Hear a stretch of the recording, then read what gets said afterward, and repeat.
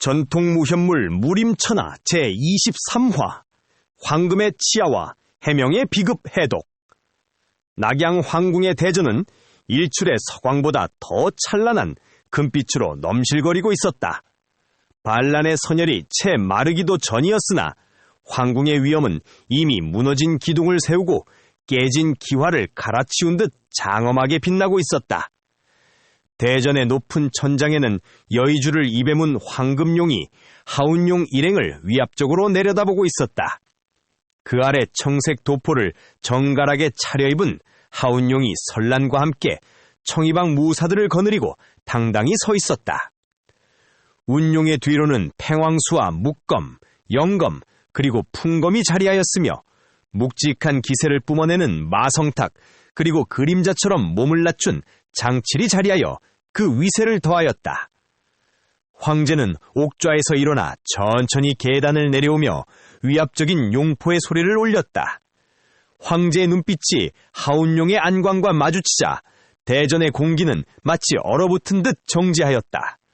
천자는 입을 열어 그대들이 바로 궁고를 위기에서 구한 영웅들인가 하고 묵직한 성음을 내뱉었다. 하운용은 대환멸신법의 기운을 갈무리하며 천천히 고개를 숙여 예를 갖추었다. 그의 뒤를 지키는 10여 명의 무사들 또한 일제히 숨을 죽이며 황제의 기세를 감당하였다. 짐의 목숨을 구하고 낙양의 사직을 지킨 것은 수만 대군이 아니었노라. 오직 청이방의 의로운 기계와 하소엽의 신묘한 무위가 이 나라를 구원하였도다. 황제의 말이 끝나자마자 대기하던 내시들이 붉은 비단이 깔린 수레를 덜컹덜컹 소리를 내며 끌고 들어왔다. 수레 위에는 검은 오치를 한 거대한 나무 괴짝 5개가 놓여 있었다. 황제가 손짓하자 괴짝의 뚜껑이 일제히 열리며 대전 안에 모여있던 백관들이 저도 모르게 탄성을 내뱉었다. 그 안에는 눈이 멀 듯한 광채를 뿜어내는 금화 5만 양이 가지런히 쌓여 있었다. 황금 특유의 묵직하고도 비릿한 금속향이 대전의 공기를 가득 채우며 좌중을 압도하였다. 팽왕수는 저도 모르게 마른 침을 꿀꺽 삼키며 황실의 인장이 찍힌 금화 5만 양의 위용에 가히 압도되었다. 하지만 하운용의 눈빛은 북해 만년 빙설처럼 차분하게 가라앉아 그는 금화를 보지 않고 오직 아래로만 눈을 응시하였다. 이 황금은 단순한 상금이 아니라 짐이 그대들에게 내리는 신의의 증표이니라. 설란과 운용은 천천히 고개를 숙여 예를 갖추었다. 이 금화는 무림의 의를 세우고 백성의 고통을 씻어내는데 한 푼도 어긋남 없이 쓰일 것이다. 멀리 커튼 뒤에서 이 광경을 지켜보던 공주의 눈에는 부귀영화 앞에서도 흔들리지 않는 하울용을 향한 옅은 이체가 서렸다. 청리방으로 돌아온 하울용은 즉시 세력을 정비하기 시작하였고 금화 5만 양은 마르지 않는 샘물처럼 청이방의 생명력을 불어넣었다. 낙양 외곽의 약초방 터는 이제 수백 명이 동시에 연무할 수 있는 거대한 본청으로 탈바꿈하였다. 하울용은 본청 지하에 만년안석을 깔고 특수점토로 마감한 거대한 냉열 수련실을 축조하여 내공 수련의 기틀을 마련하였다. 소문을 듣고 찾아온 수많은 낭인 무사들 중에서 설하는 성품이 바르고 무의가 출중한 자 10여 명을 직접 엄선하여 정예로 받아들였다. 금화의 일부는 식솔들에게 나누어 주어 가족을 부양하게 하니 청이방의 충성심은 하늘을 찌르듯 높아졌다. 울룡은 무사들 한 명 한 명의 기맥을 직접 점검하며 운기법을 교정해 주었고 무사들의 체력은 하루가 다르게 강해졌다. 하울룡은 대환멸신법의 정수를 추출하여 무사들이 익힐 수 있는 기초신법을 고안하여 전수하였다. 대환멸신법의 파괴적인 기운을 제어하기 위해 냉열 수련실의 한기를 이용한 혹독한 수련이 밤낮 없이 이어졌다. 새로 합류한 10여 명의 정예들은 설안의 엄격한 지도 아래 청이방의 교율을 몸에 익히며 진정한 무사로 거듭났다. 무공의 증진은 본청의 안위를 책임지는 든든한 버팀목이 되어주었다. 마성탁의 웅장한 기합소리와 장칠의 은밀한 움직임은 이제 청이방을 상징하는 하나의 풍경이 되었다. 낙양의 백성들은 나날이 번창하는 청이방의 위세를 보며 진정한 정의가 이 땅에 뿌리내리고 있음을 실감하였다. 하울룡은 본청의 높은 누각에 올라 깊어가는 밤하늘을 바라보며 강호에 닥쳐올 더 큰 풍파를 대비하여 내공을 가다듬었다. 장칠은 신상을 파악하며 정보망을 넓혔고, 마성탁은 청이방의 규율을 주입하며 전력을 극대화하였다. 하울룡은 팽왕수에게 이제 궁을 떠나길 청하였으나 팽왕수는 조금 더 남아서 묵검과 영검 그리고 풍검의 지도를 부탁하였다. 울룡은 팽왕수의 진지한 청을 받아들여 그에게 새 검의 정수가 담긴 초식의 변화를 몸소 시연하며 전수하였다. 훈련이 거듭될수록 청이방의 연무장에는 일사불란한 기합소리가 끊이지 않았고, 낙양의 낭인들은 청이방의 깃발 아래 하나로 뭉쳤다. 설하는 방파의 살림을 도맡아보며 무사들의 장비를 보강하고 본청 주위에 치밀한 경계망을 구축하여 외부의 침입에 대비하였다.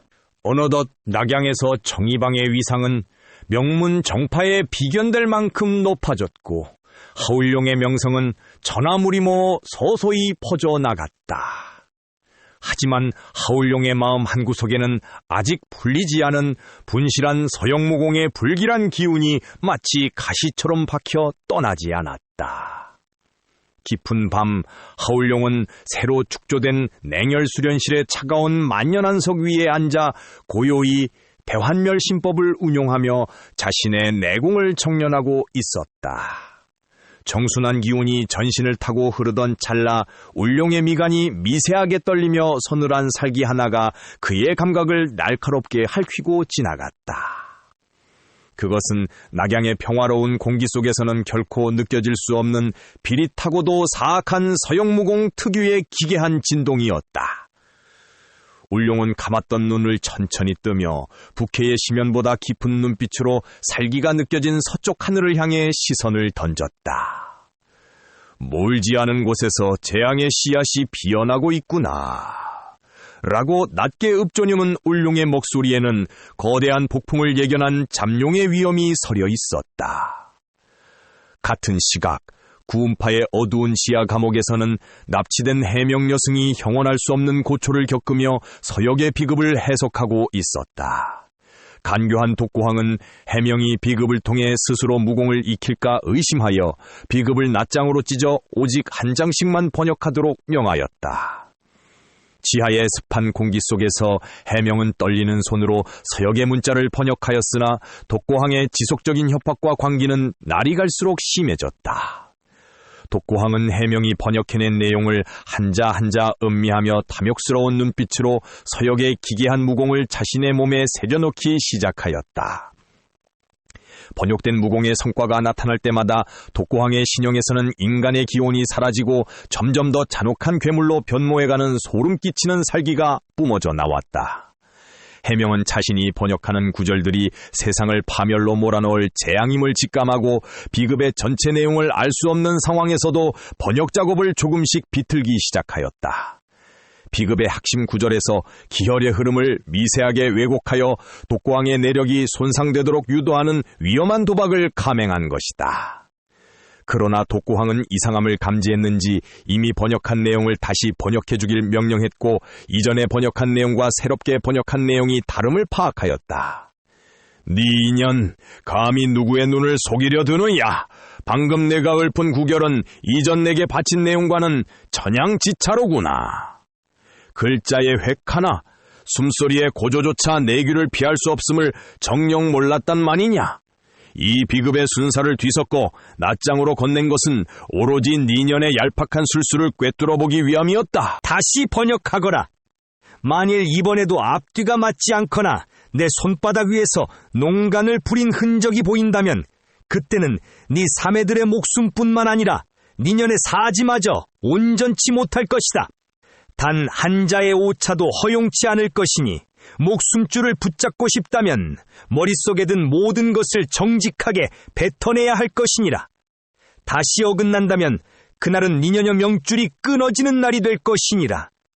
그리고 화가 난 독고황은 무자비한 구타로 인해 해명이 아파서 며칠 동안 번역을 하지 못하자 독고황은 초조함을 느끼며 이내 위선적인 미소를 지었다.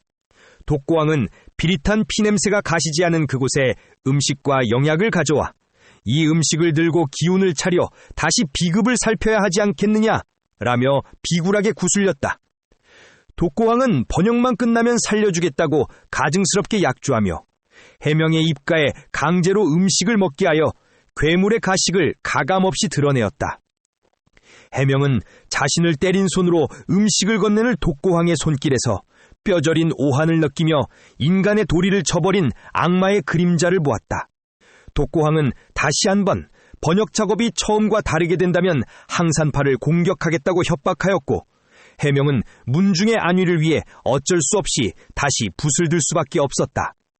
독고왕은 해명이 번역해 올린 낱장들을 탐욕스럽게 움켜쥐고 지하 감옥 깊숙한 밀실에서 서역의 무공을 수련하기 시작하였다.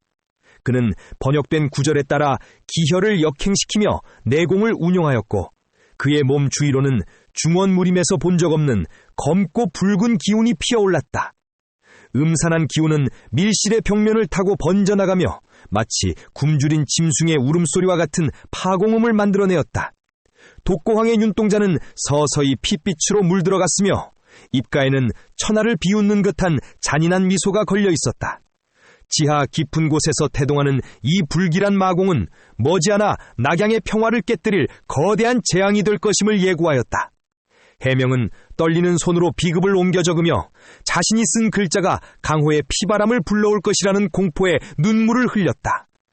독고왕의 뒤편으로는 그를 호위하는 10여 명의 수하들이 기괴한 기운에 몸을 떨면서도 그 위력에 매료되어 숨을 죽이고 있었다. 은색 비급의 파괴력을 시험하기 위해 독고왕이 허공을 향해 천천히 손을 뻗었다. 그의 손끝에서 시작된 진동은 찢어지는 듯한 소리를 내며 공기를 갈랐고 이내 강철처럼 단단한 지하의 암벽에 닿았다. 순간 거대한 바위벽은 마치 비명을 지르듯 엄청난 소리와 함께 사방으로 갈라져 나갔다. 흑색 비급의 기술을 수련할 때마다 독고왕의 눈동자는 깊이를 알 수 없는 칠흑 같은 어둠으로 물들었다. 그것은 단순히 빛이 없는 상태가 아니라 주변의 모든 생기를 빨아들이는 듯한 귀괴한 위압감을 뿜어냈다. 그가 숨을 들이쉴 때마다 밀실 안의 공기는 얼어붙었고 타오르던 촛불들은 맥없이 사그라졌다. 멀리 서쪽 나라의 금지된 땅에서 건너온 무공은 독고왕이 평생 쌓아온 본래의 내공과 결합했다. 이 낯선 힘은 그의 몸앙에서 거칠게 소용돌이치며 근육과 혈관을 비정상적으로 뒤틀리게 만들었다. 그 과정에서 뼈가 어긋나고 다시 맞춰지는 소리가 밀실 안에 불길하게 울려 퍼졌고 그는 인간의 한계를 넘어선 괴물로 빚어지고 있었다. 독고왕은 자신의 몸속에서 요동치는 이 파괴적인 힘에 소름 끼치는 희열을 느꼈다. 지독한 고통조차 쾌락으로 변한 듯 그의 입에서는 광기 어린 웃음소리가 터져나와 지하 밀실의 고요를 잔인하게 깨트렸다. 그 웃음은 벽을 타고 메아리치며 듣는 이의 정신을 아득하게 만드는 마력을 담고 있었다. 수련이 깊어질수록 그의 피부 위로는 기괴한 검은 혈관들이 뱀처럼 꿈틀거리며 솟아올랐다. 검었던 머리카락은 점차 선연한 핏빛으로 변해갔고 그는 이제 인간이 아닌 사악한 화신 그 자체로 거듭나고 있었다. 거울 속에 자신을 보지 않아도 그는 알 수 있었다. 자신이 세상에 존재해서는 안 될 재앙이 되었음을 말이다. 독고왕은 뒤틀린 내공이 뼈마들을 잘게 깎아내는 듯한 극심한 고통을 가져옴에도 불구하고 멈추지 않았다. 오히려 그는 이 지독한 고통이야말로 무공이 완성되어가는 성스러운 증거라 믿으며 더욱 수련에 매진하였다. 살이 터지고 피가 솟구치는 순간에도 그의 눈빛은 오직 더 강한 힘만을 갈구하며 번득였다. 지하 감옥의 벽면은 이미 그의 광기 어린 손길에 의해 수없이 파괴되어 형체를 알아볼 수 없었다. 감옥 전체가 그가 내뿜는 불길한 진동에 떨리고 있었고 천장에서는 쉴 새 없이 돌가루가 비처럼 쏟아졌다. 그가 서 있는 자리 주변은 이미 생명체가 살 수 없는 죽음의 땅으로 변해 있었다. 독고왕은 이 그릇된 힘에 완전히 도취되어 영혼마저 어둠에 내맡겼다. 그 왜곡된 힘은 이미 중원무림의 그 어떤 고수도 감당할 수 없는 거대한 재앙이 되어가고 있었다. 그는 자신의 손바닥에 맺힌 검은 기운을 보며 이 힘이 세상에 드러날 날을 조용히 기다렸다. 드디어 독고왕은 지루했던 지하 생활을 벗어나기로 결심하고 천천히 몸을 일으켰다. 자신의 위대한 힘을 증명할 첫 번째 희생양을 찾기 위해 그는 칠흑 같은 눈동자를 번득이며 어둠 속에서 걸어나왔다. 그가 내딛는 한 걸음마다 지하 감옥의 바닥은 모래알처럼 힘없이 부서져 내렸다. 독고왕은 무너져 내리는 밀실을 뒤로하고 지상을 향한 긴 계단을 천천히 밟고 올라갔다. 계단 양옆에서 타오르던 횃불들이 그의 몸에서 뿜어져 나오는 어둠의 기운에 눌려 하나둘씩 맥없이 꺼졌다. 지상으로 향하는 마지막 문턱에 서자 차가운 밤바람이 그의 핏빛 머리카락을 거칠게 흐트리며 환영했다. 문 밖에는 흑골마 장로를 필두로 수백 명의 정예 무사들이 숨을 죽인 채 엎드려 있었다. 머릿수가 아주 많지는 않았으나 하나하나가 인류 문파의 고수들을 능가하는 살기를 머금고 있었다.